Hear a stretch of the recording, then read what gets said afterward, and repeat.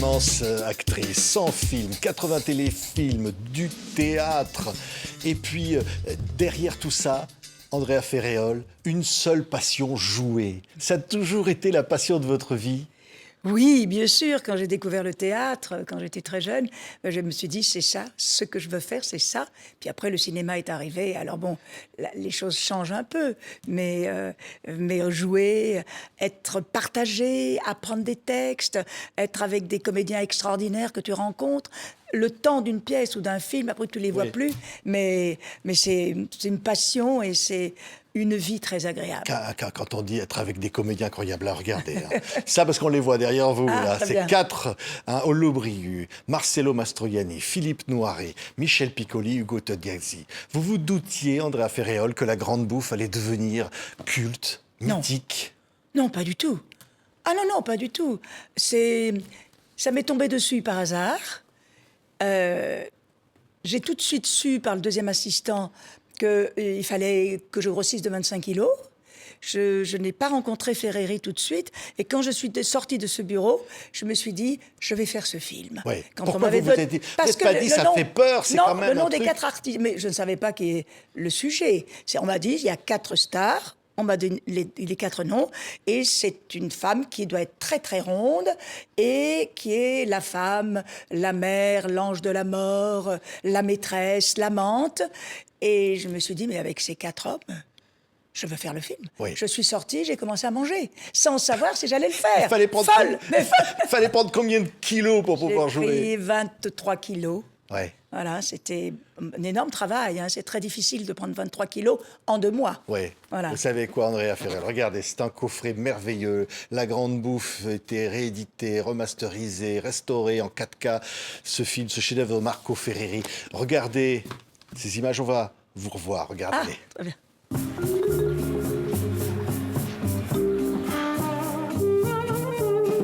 Bonsoir, monsieur. D'humeur un peu libre, un peu légère. Nous verrons bien.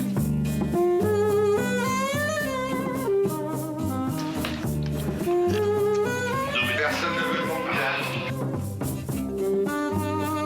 Permettez-moi de vous demander officiellement le mariage.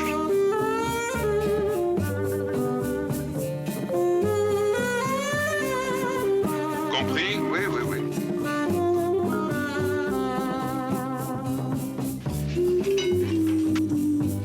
S'ils veulent se suicider, qu'ils se suicident. Vous n'avez rien compris! Pourquoi tu mets des rondelles de... Non,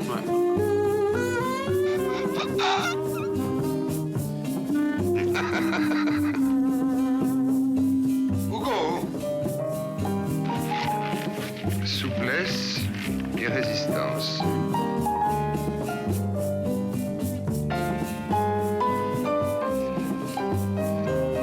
La fête commence.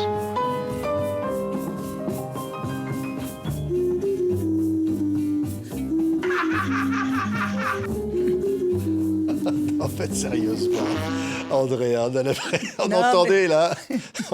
Attendez, on entendait un P à l'instant, là. Ah oui? Sur la musique de Philippe Sard, on lui avait dit, d'ailleurs, on va l'entendre, la musique de Philippe Sard, il avait dit, comment, on lui a dit un jour à Philippe Sard qui a composé la musique, comment vous avez accepté qu'on pète sur votre partition, hein? Qu'a-t-il répondu? Ça avait l'air de lui plaire, hein? Oui. Ah ben, c'était un P de Michel Piccoli, j'imagine. Oui, ah ben oui, et c'est dans la bande-annonce, c'est rare. Oui. Alors c'est vrai que le scandale, il faut quand même le dire, on va entendre la musique de Philippe Sard qui symbolise ce film. Le scandale, il est là, immédiat, il vous submerge. Oui, et surtout à Cannes, ça a été la sortie de la projection à Cannes. Ça a été la moitié de la... À droite, ça applaudissait, sur la gauche, ça huait. Et j'ai été prise à partie par une dame en bas des marches et qui m'a secouée comme un pruneau et qui m'a dit « J'ai honte d'être française. » On était obligés d'être toute la soirée avec la garde républicaine dans les rues de Cannes. Enfin, c'était énorme, mais ça ne s'est pas arrêté là. Il y a des restaurateurs parisiens qui ont fait savoir, par voie de presse, qu'il ne fallait surtout pas qu'on aille chez eux parce qu'ils ne nous recevraient pas. Ça a été, mais... Et puis il y avait une grande bataille aussi, je crois que c'est dans Paris Match, entre Guillaume Anoto et Michel Droit. C'était... voilà, tout le monde est... C'est là, et ceux qui disaient « J'ai honte d'être français Oui. quand je vois ce film ». Absolument, Hein? absolument. Mais bon, maintenant, c'est un film classique, c'est un film qui va rester dans l'histoire du cinéma. Oui. Et bon, moi, je peux pas dire que je regrette de l'avoir fait. Non, au contraire. J'ai découvert d'abord le cinéma de Marco Ferreri, que je ne connaissais pas. J'ai eu la chance immense de travailler avec ces 4 très grands acteurs.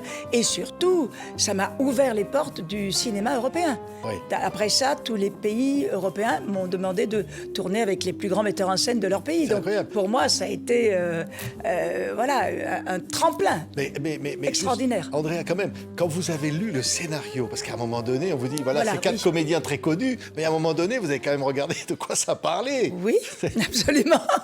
Et j'ai fait confiance. Et j'ai fait confiance et effectivement, j'ai le scénario. J'ai toujours le scénario de La Grande Bouffe. Ce qui a écrit, c'était pire que ce qu'on a tourné. Mais on n'a pas tourné ça, évidemment. Tout a été édulcoré. Puis il y avait 4 gentlemen. Ces 4 acteurs ne sont pas des voyous.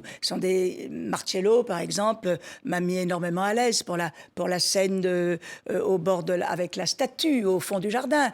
Les autres aussi. C'était quand même des gens qui avaient un énorme respect pour la femme. Et justement, en ce moment, on en parle beaucoup. Mais pour moi et pour les comédiennes qui étaient sur le plateau. Oui. Donc, c'était... Non, il n'y avait aucun problème sur ce plateau. Il y a une scène dont on a beaucoup parlé à l'époque, vous pétrissez la pâte avec vos fesses. Oui. Ça, c'est quand même... Oui, c'est la Fallait tarte le Andrea. faire.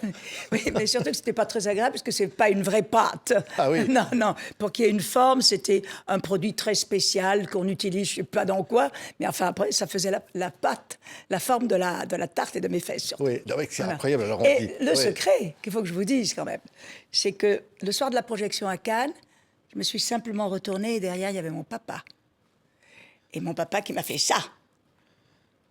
Voilà. Ouais. Tout était dit. Le papa, il a apprécié. Non, mais bon, ouais. il a compris, quoi. Voilà.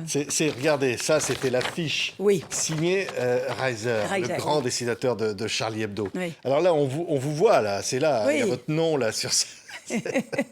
et donc, là, cette affiche, même l'affiche, ça posait problème. Oui, l'affiche a posé problème et à l'époque, on ne voyait que les fesses des hommes et c'est l'attaché de presse qui a eu l'idée de mettre le coussin pour un petit peu, voilà... Cacher les fesses. Cacher les fesses, voilà. Oui. Mais ce qui est incroyable, alors, on le disait, c'est 4 comédiens hors normes. Oui. Marcello Mastroianni, Philippe Noiret, Michel Piccoli Oui. et Ugo Tognazzi. Tognazzi. Alors, chacun va jouer dans un film qui va bouleverser, parce qu'on faut même en Italie, où ils sont des stars. Oh, on les oui. a jamais imaginés dans un rôle pareil. Ils assument ça, c'est culotté. Mais oui. Non, mais il faut aussi dire que, quand même, le cinéma de Marco Ferreri, c'est une écriture, c'est un cinéma engagé, c'est un cinéma important dans l'histoire du cinéma. Et je crois que, d'ailleurs, Piccoli, eux 3 avaient déjà fait plusieurs films avec Ferreri, donc ils savent très bien qui est ce metteur en scène, quel est son propos et quelle est sa façon de travailler et de tourner. Ils étaient amis, ils avaient déjà travaillé. Il y avait que Noiret et moi que nous étions les nouveaux. C'est fois qu'il y a même des scènes. Piccoli qui se vide littéralement à la fin du film. Sur lui. Oui, bien sûr. On imagine dans cette France des années 70 que le choc que ça représente de représenter ça. Mais bien sûr. C'est terrible. Oui. Et en même temps, parfois ça arrive, malheureusement, dans la vie. C'est montrer des corps qui se remplissent comme Voilà, symbole et de la société de donc c'est consommation. voilà, exactement. C'est on consomme et on va jusqu'à la mort.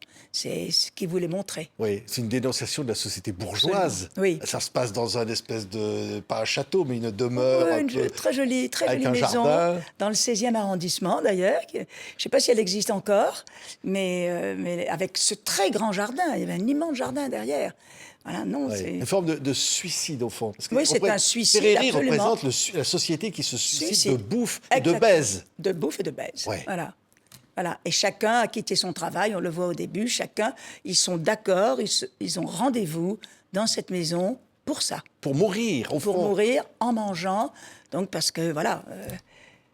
Donc voilà, c'est... Oui. Très belle parabole. Et bien, alors, encore un mot sur les réactions qu'a suscité ce film, parce que moi j'avais interviewé Piccoli, Oui. des femmes lui sautaient dessus en disant « Monsieur, vous n'avez pas honte de montrer votre cul ?» Il répondait « Madame, je ne montre pas mon cul dans le film, vous avez rêvé. » Hein? Non, c'était moi qui le montrais.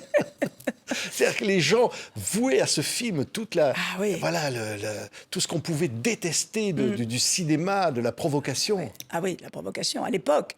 Énorme. Mais à l'époque, il y avait aussi La Maman et la putain. Et Le Dernier Tango. C'était une époque entre 72 et 73 où ces 3 films sont sortis. Et donc, il se passait des choses violentes, mais fortes. Ouais. Voilà. Le dessin de Rézère, on en voit encore derrière des Rézères, qui est quand même Ah oui. un merveilleux dessinateur. On va voir des images de la bande-annonce de film. Voilà, c'est magnifique parce que du scandale de Cannes, de la grande bouffe, jusqu'à aujourd'hui, regardez, Oui. un coffret comme ça, avec un livre de recettes de Ugo Tognazzi. Ah, très Alors, je ne bien. sais pas s'il y a les recettes Ah, faut que je le lise. de la Il y a de grande bouffe, bonnes mais recettes. voilà, un magnifique travail de restauration. Oui, c'est un classique. Oui. Aujourd'hui, c'est un chef-d'œuvre. Oui, On le absolument. considère comme un chef-d'œuvre. Absolument. C'est une victoire, au fond, de Ferreri. Bah oui. Je crois que c'est un de ces films qui est le plus connu actuellement, il me semble, hein, qui est le plus vu et revu.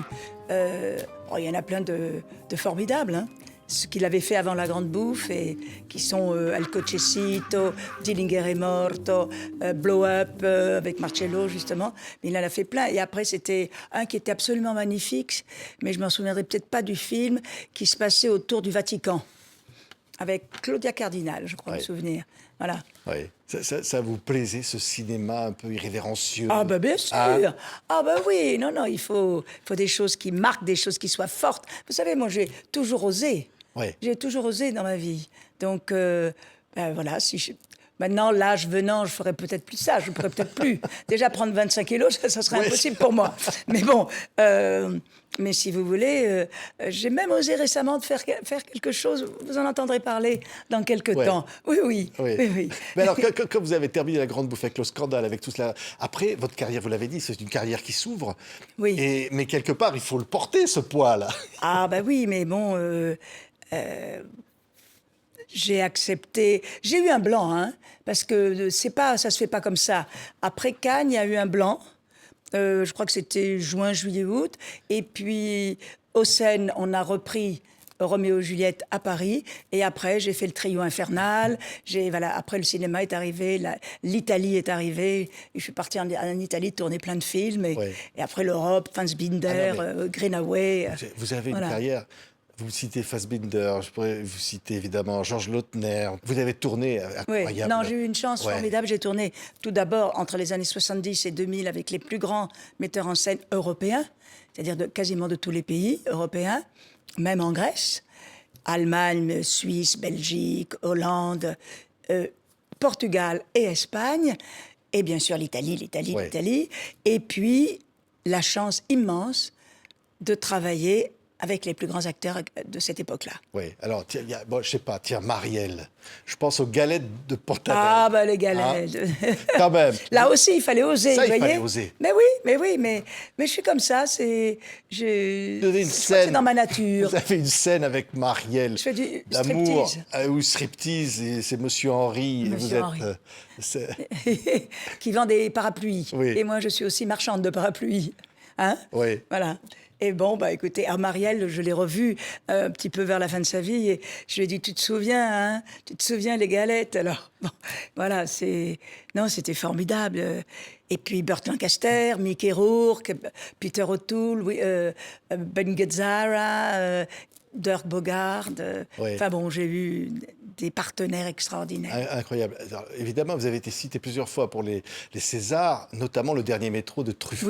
Oui. C'est un grand film. C'est un immense film. Oui. Et je dois dire que j'étais très heureuse de faire ce film. Je venais de l'Italie où tout le monde parlait sur les plateaux, il n'y avait pas de silence. Et là, avec Truffaut, François, il y avait un silence, un respect. Tout le monde se vouvoyait. On était là pour les comédiens, pour un film, pour faire une œuvre. Et c'était vraiment... c'était délicieux et formidable de travailler avec lui. Malheureusement, j'ai fait qu'un film, mais c'était le plaisir absolu. Ouais. On peut dire un mot sur Gérard Depardieu, qui aujourd'hui est... Oui. voilà, Écoutez, j'ai eu tribunal et Oui, je sais où en il est, cause. tribunal. Mais Vous j'ai avez eu tourné la plusieurs chance. fois avec lui. J'ai oui. tourné 2 fois avec lui et j'ai fait une pièce de théâtre. Eh bien, écoutez, il a toujours été drôle, sympathique. Je dirais qu'il n'a jamais touché. M'a jamais touché, jamais proposé quelque chose, ni effleuré un geste déplacé. Et même dans les 2 films que j'ai tournés avec lui, aucune personne ne s'est plainte en disant Gérard, non, jamais. Et non, la seule chose que je peux dire, bon, c'est que moi je l'ai plutôt connu ayant un peu bu. Et donc, à Rome, où il avait vidé son frigidaire, nous étions dans le même hôtel, il m'appelait en disant « J'ai soif, je peux venir prendre dans ton frigidaire ?» Alors, il venait dans mon frigidaire prendre quelques boissons. Voilà, donc si vous voulez, ça, c'est le Gérard que j'ai connu, bon vivant, qui aimait bien manger et boire. Et même sur scène, un jour, dans Les gens déraisonnables sont en voie de disparition, il était ôté pendant toutes les répétitions. Et un jour, il est arrivé, il avait un peu bu. Ah ouais. Et nous, on était paniqués. Comme vous parce qu'il dites, avait un peu un bu, rôle. attendez, Andrea. Oui, il avait bien bu. Et donc, nous, on était paniqués. Nous, on jouait quasiment plus. On le regardait pour voir s'il allait pas tomber et tout. Et il a été, ce jour-là, extraordinaire. Il a joué ce rôle d'une manière formidable. Et nous, on était spectateurs. Il sortait de scène et tombait, donc on le ramassait, on le remettait en scène. Ah oui. Donc voilà, moi j'ai connu un Gérard qui avait un peu trop bu. Mais il dansait avec vous sur scène, avec Oui, il oui. bourré. Voilà, il dansait avec moi et quand il était dos au public, il me disait « Excuse-moi Dédéa, excuse-moi Dédéa ». C'est-à-dire qu'il m'appelait Dédéa, voilà. Et pour s'excuser de ce qu'il faisait. Mais en même temps, il savait qu'il était saoul, mais en même temps, il s'excusait de l'être. Voilà, c'est un personnage énorme. Et bon, j'espère que ça va pas trop mal se passer. Oui, oui. Voilà, pour lui. Fanny Ardant le défend. Oui, elle est formidable.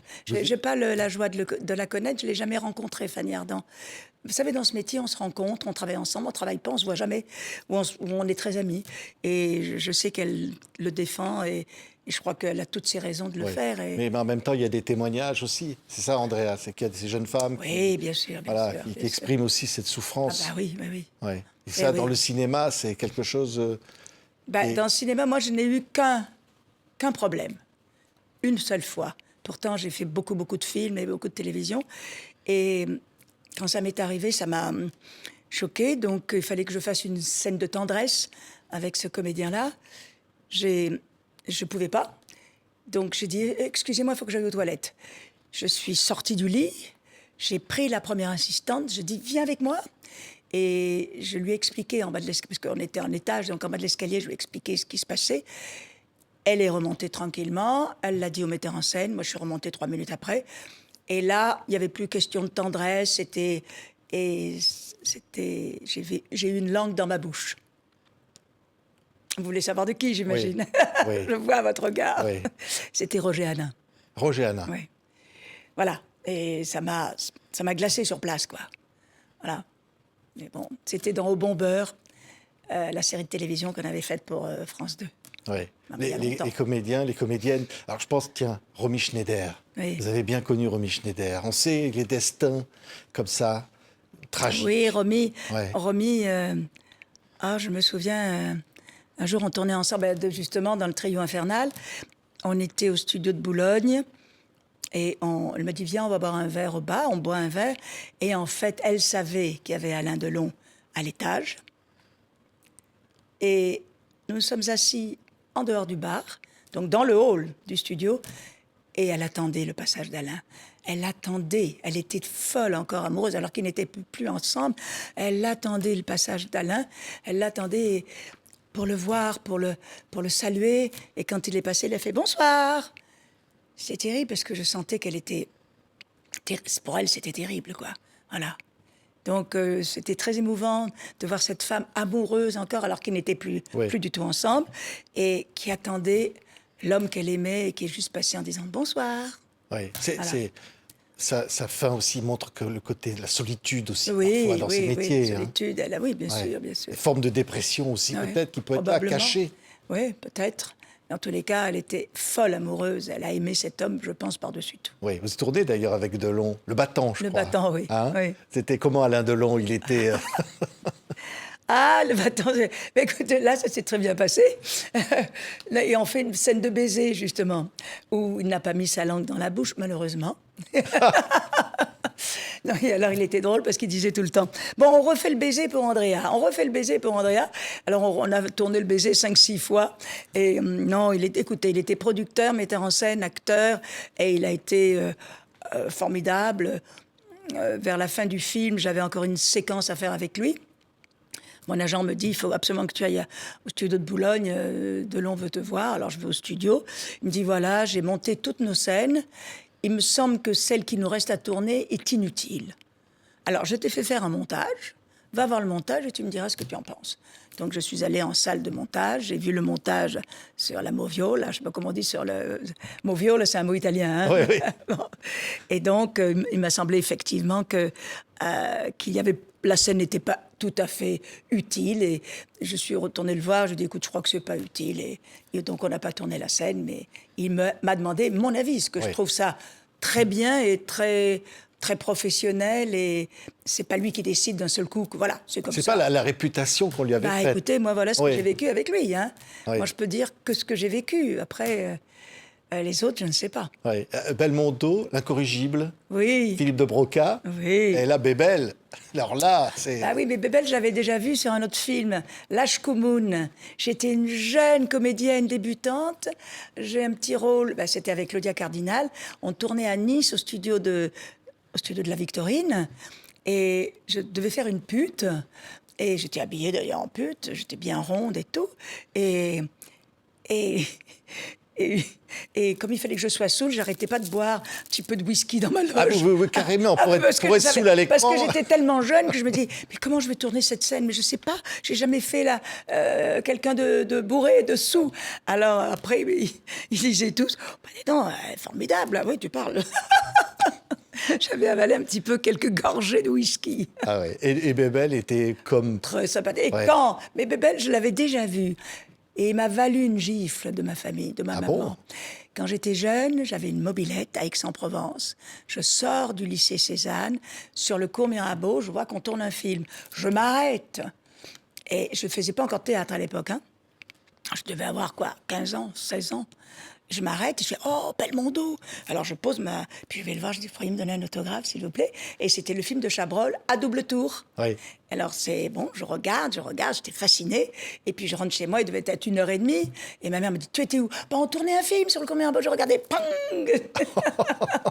Et voilà. Et ça vous a donné envie de faire du cinéma. Et comme je l'ai vu, quand je l'ai revu, que je tournais avec lui, je lui ai raconté, ça l'a beaucoup amusé, que quelqu'un lui demande un autographe et qu'il la revoit. J'ai dû le voir 30 ans après, quoi, le connaître 30 ans après, ou 20 ans.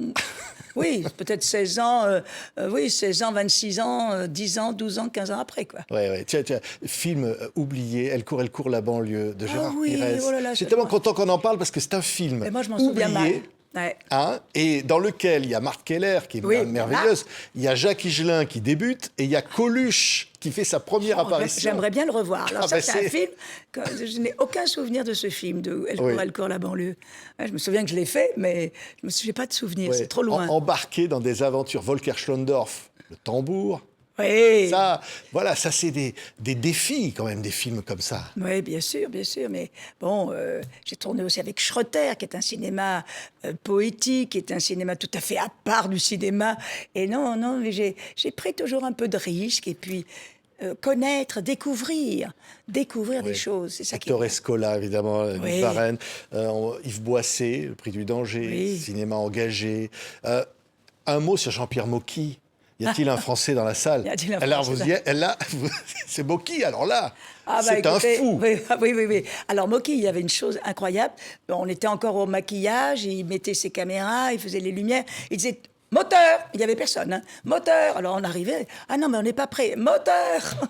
Non, mais quel personnage, Mocky. Ouais. Et alors, fou comme on l'imagine? C'est-à-dire que moteur, on l'a vu dans les fameuses séquences de tournage où il hurle le moteur. Ben oui, mais on n'était pas prêts, il criait moteur. Ouais. C'est-à-dire, il faut aller vite, ça y est, il faut se mettre au boulot, quoi. Allons-y, allons-y. Dans un film comme ça, regardez, Victor Lanoux, Jacques Dutronc, Oui. Jacqueline Maillan, Michel Galabru, Dominique Lavanant, François Cavana, Andrea Bidot, Ferréol, Bidot. Jean-Luc Bidot, le Suisse, Emmanuel... Dufilo. Ah non, mais et tout des Jean-Pierre Stévenin, c'était des castings de dingue. Ouais. Hein? Ah oui, oui, oui. C'est... Oui, oui. C'était produit par Jacques Dorfman, je me souviens. Ah oui, Jacques Dorfman, producteur, c'est Producteur. important pour vous ça. Le fils du grand Dorfman. Ouais. Ouais. Et donc Claude Lelouch aussi. Oui, j'ai fait une Ouais. apparition un jour dans un de ses films. Oui, et je trouve. Après, j'étais un peu triste. Voilà, c'est ça, une pour toutes, que de ne pas retourner avec lui. Je trouvais ça triste. Parce que j'ai fait une apparition. Bon, bah, c'était bien, on a tourné à Roissy. Voilà. Ouais, Yves Robert, qui était quand même un merveilleux réalisateur. Hein? Ah, mais ça, Ah, c'était. vous faites le jumeau, le jumeau Oui. avec Pierre Richard. bien sûr. Ouais. Ah oui, oui, ça, c'était très, très bien. Oui, oui, je me souviens. C'est les partenaires, vous dites au début, c'est vrai que c'est important, le cinéma, le théâtre, Ah oui. c'est ça. Oui, oui, c'est important parce que tu te confrontes avec des acteurs que tu ne connais pas automatiquement. Bah, bien sûr que non, souvent, que tu vois peut-être pour la première fois, que tu ne reverras plus jamais. Et tout d'un coup, tu es... Parce que moi, je sais, le premier jour de la Grande Bouffe, j'avais une tasse à la main. Hein. Ben, la tasse, elle faisait gling, gling, gling, gling, tellement j'avais peur. Ils étaient toutes là, les quatre, en train de me regarder. Personne ne me connaissait. Qui c'est cette jeune comédienne? Où l'a-t-il trouvée? Comment va-t-elle être? Donc, tu as un trac comme à une première de pièce de théâtre. Absolument pareil, hein. Vraiment. Et ça, c'est important. Puis après, tu socialises, tu parles, tu deviens ou ami ou pas, mais tu fais un bout de chemin avec quelqu'un. Et quand tu le revois, il y a toujours le souvenir de ce tournage, le souvenir de ce moment passé ensemble, à partager une histoire, un film. Et non, je trouve que c'est ça, ce métier qui est formidable, c'est tout ce partage que tu fais avec des gens différents. Ouais. Et alors, vous allez partager votre vie avec un monstre sacré du cinéma, c'est Omar Sharif. Oui, Quand même, faut saluer Omar Sharif. oui, bien sûr. Vous allez vivre combien d'années ensemble? C'est une Écoutez, grande Omar, histoire d'amour. Oui, oh, j'ai été folle, mais folle amoureuse de cet homme. Je crois que c'est l'homme que j'ai le plus aimé au monde. Et il m'a fait beaucoup pleurer, j'ai beaucoup pleuré, mais je ne pouvais pas me détacher de lui. C'était quelque chose qui était... Je ne comprenais pas d'ailleurs. Je me disais, bon, allez, tu pleures, aujourd'hui il ne veut pas te voir. Eh bien non, j'étais là à attendre, en fait, au début surtout, qu'il m'appelle pour aller dîner. Et quand j'avais un appel, j'étais là, je sautais de joie. Et puis ça a duré des années, ça a duré entre 1984 et 2014. Oui, oui. Ouais. Et il vous a amené au casino pour jouer. Oui, il m'a amené au Ça, casino. c'est Moi, le- je jouais pas beaucoup, mais lui, malheureusement, il jouait beaucoup par moments. C'est vrai qu'il jouait tout. Il Ah, était. il jouait beaucoup. Et un soir, c'était terrible, c'était à Deauville. Ah oui, c'était terrible parce que on sort et bon, il était très tard, c'était la fermeture du casino, naturellement. Et il avait les larmes qui coulaient, je crois qu'il avait perdu une fortune. Une fortune. Voilà, aux 30 et 40. Voilà, je ne connaissais pas ce jeu. Oui. Là, j'ai découvert ce jeu-là. Voilà, mais en même temps, c'est quelqu'un qui était d'une générosité, qui faisait des tablés avec ses amis. Il n'y avait pas assez de vin assez bon, assez beau pour ses amis. Et donc, c'était toujours les grands restaurants. C'était vraiment quelqu'un de touchant et généreux, et qui aimait beaucoup sa maman, qui était formidable, qui avait vécu quand même, c'était des Coptes, et son papa a eu la première crise cardiaque dans une église quand le prêtre a dit que son fils, alors qu'il ne le savait pas, s'était fait musulman pour épouser la grande comédienne de l'époque, qui était Faten Hamama.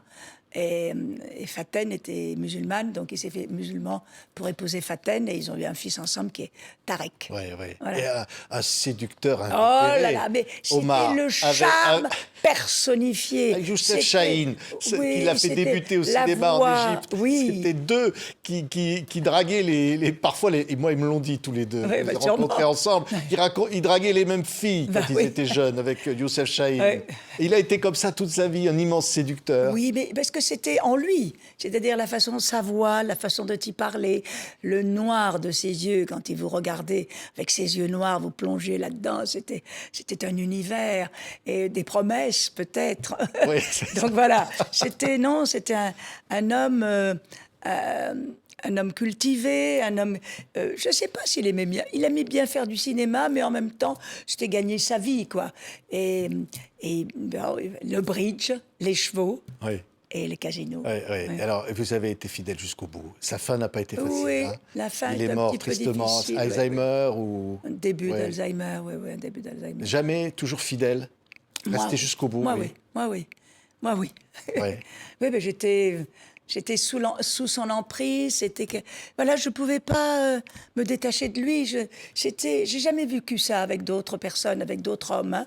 Il m'avait, voilà, peut-être c'est le côté méditerranéen. Moi, je suis du Sud, et est-ce que c'est la Provence et l'Égypte qui se sont retrouvés, et voilà, c'était Ouais. comme ça. On pourrait parler des heures de tellement de comédiens. Tiens, on n'a pas dit un mot de Philippe Noiret, qui était merveilleux, qui était dans La Grande Bouffe. aussi. Oui, Philippe, je crois que j'ai fait un autre film après avec lui, un film de... Bon, je vous le dirai pas tout de suite, mais je sais que Ouais. j'ai refait un film. Mais quoi, avec lui. qu'est-ce qu'il est C'est la classe. Lui, grand c'était la comédien. classe. Ouais. Oui, oui, oui. Et puis avec une femme merveilleuse, Monique Chaumette, qui est dans le film d'ailleurs, au Ouais. début du film. Elle fait la femme de Tognazzi au Ouais. restaurant. Ah ouais. Mais bon, voilà, c'est la culture, la classe. Ouais. Voilà. Et les Tognazzi et Mastroianni, fidèles à leur réputation. Alors, Tognazzi, Incroyable. moi j'étais invitée Hein. chez lui. Malheureusement, j'ai fait ses derniers pas devant la caméra. Et c'était une série en Italie. Et il était dépressif. Et ça n'allait pas. Et tous les 8 jours, on s'arrêtait, il n'allait pas. Puis un jour, sur le plateau, il a eu un coup de téléphone. Et moi, j'attendais. C'est normal, j'attends. Il est au téléphone. Et là, on vient de me dire, il faut que tu partes parce qu'il vient d'avoir un début d'ictus. Donc, on l'a transporté à l'hôpital. Le producteur m'a renvoyé à Paris en me disant, on le laisse 15 jours pour se reposer. Et malheureusement, 3-4 jours après, on m'a téléphoné, il était décédé. Et toute la période du tournage, il était mal dans sa peau. Il y a quelque chose qui n'allait pas, mais aucun médecin n'a pu peut-être trouver ce qui se passait. Bon, il était dépressif, mais bon, c'est pas que ça, c'est aussi peut-être le corps qui demandait, qui criait au secours, et personne n'a compris. Et là, malheureusement, il est parti comme ça. Ouais, ouais. Et Tognazzi, immense star. Ah oui. Et moi, j'allais chez lui à Torvaianica, c'est-à-dire Ouais.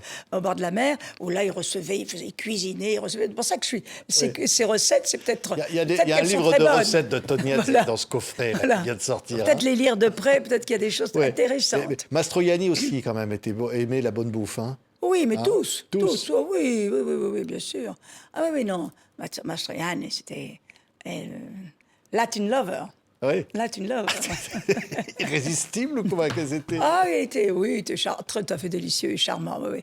Bien élevé, vraiment gentilhomme, très, très, très. Voilà. Ouais. Et puis capable de tout jouer. Alors, Ah oui, bah oui, c'est ouais, ça. un mot de Piccoli. Immense acteur, mais il faut le dire, Ah oui, Piccoli, Et qu'est-ce oui, qui nous manque? après, il a fait un film où je l'ai vu pendant la Grande Bouffe, je ne sais plus, un film qui s'appelle Thème Rock. Ouais. Il faudrait le voir, ce film, il était extraordinaire. Ouais. Je ne sais plus. Danser avec une tête de veau, Ah oui, comme il le avec- fait, on vient de voir la photo. Là. Ah bon, d'accord. Non mais quand même, écoutez, faut... Oui, non, c'est un sur la immense musique de acteur. Philippe Sard. Quand on voit dans un scénario, vous allez danser avec une tête de veau sur Oui. la musique, sur une Non, mais c'est drôle. valse. Mais peut-être qu'il a inventé au dernier moment. Hein. Peut-être qu'il a pris la tête. Parce qu'il y avait aussi... Moi, j'improvisais pas trop. C'était un premier film. J'avais quand même un peu peur. Je me tenais au texte, je me tenais aux situations et tout. Mais peut-être que lui, tout d'un coup, il a vu la tête. peut-être qu'il a dansé, que Marco était ravi qu'il se passe des choses comme ça. Marco, Absolument. ça lui ressemblait parce qu'il est Marco Ferreri, Ah. il n'était pas mince. Hein. Non, il était très rond, très rond, très gros. Ça racontait un peu sa vie, alors, le film. Oui, d'une certaine manière. Je pense qu'il était diabétique, donc il ne devait pas vouloir manger trop. Et donc, il fallait qu'il fasse très attention à ce qu'il mangeait. Voilà. Je voudrais vraiment vous remercier pour vous remontrer des images, hein, Andrea Ferréol.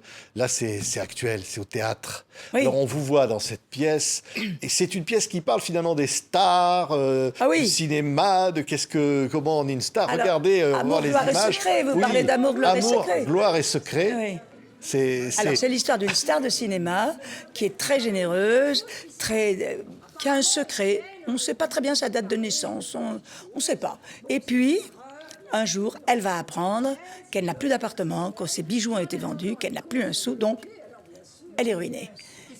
Et là, elle se sent acculée et elle va être obligée d'avouer à sa fille réellement qui elle est et d'où elle vient.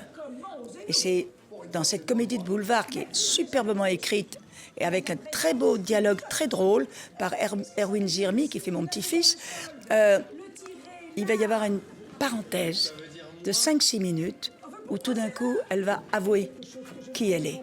Et là, on ne rit plus du tout. Il y a un silence dans la salle, que les gens écoutent ce qu'elle dit, ils n'osent même pas tousser. Et il y a une pirouette à la fin de ce petit monologue, pas drôle du tout, et cet aveu qu'elle est obligée de faire pour dire que oui, elle sait, elle a connu le manque d'argent, elle sait que la vie est difficile, et voilà d'où elle vient. Et la pirouette, c'est qu'elle dit « sauf ma date de naissance ». C'est-à-dire que là encore, alors que tout le monde a compris, vu le texte que je dis, quel âge elle a, eh là, elle veut surtout pas que ça se sache. Voilà. Donc, c'est un personnage que j'aime beaucoup, parce que il faut jouer rapidement, mais il y a cette parenthèse qu'il faut faire avec beaucoup de doigté, beaucoup de douceur, beaucoup de réflexion et surtout le dire avec une énorme authenticité et sincérité parce que c'est malheureusement quelque chose qui est arrivé à beaucoup de gens. Eh bien, on vous applaudira au Théâtre de Passy. Au Théâtre de Passy à partir de fin juin, début juillet. Avec Alexandra Vandera, notamment. Oui. Et puis alors, tiens, il y a un autre rendez-vous parce que vous adorez Aix-en-Provence. Ah bah, je suis aixoise. Les flâneries d'art contemporain, on va vous y voir. Et c'est vrai que là, je m'adresse à cette comédienne qui aime aussi la musique, qui aime aussi l'art. Oui. C'est ça, Andrea, vous aimez tout ça? C'est-à-dire que j'ai offert à la ville d'Aix-en-Provence en 2006 la statue de Cézanne pour les 100 ans de sa mort. Et puis, il m'est resté un petit peu d'argent. Et absolument, je me suis dit, qu'est-ce que je fais? Et là, j'ai eu cette idée, un peu loufoque, un peu bizarre, mais en même temps, ça fait 19 ans que ça existe, donc c'était une très bonne idée, je pense, de faire ouvrir des jardins d'hôtels particuliers dans le centre d'Aix et de mettre de l'art sous toutes ses formes. C'est-à-dire que au début, c'était tout petit, maintenant c'est devenu bien sûr très gros. Donc je mets l'art, tous les arts à la portée du public gratuitement. C'est-à-dire peinture, sculpture, céramique, installation, bijoux. Ensuite, il y a de la musique, comme vous avez dit, de l'opéra, de la danse. Il y a un mentaliste, Clément Fraise. Il y a Alex Vizorek qui vient cette année. Il y a Jacques Pessis. On va fêter les 50 ans de la mort de Pierre Dac. C'est les 50 ans de sa mort cette année. Et puis, il y a des comédiens qui disent des textes, parce que cette année, c'est l'année Cézanne à Aix-en-Provence, avec une magnifique exposition. Et donc, là, il y aura la correspondance de Cézanne Zola, Cézanne à Aix-en-Provence, une conférence sur Cézanne.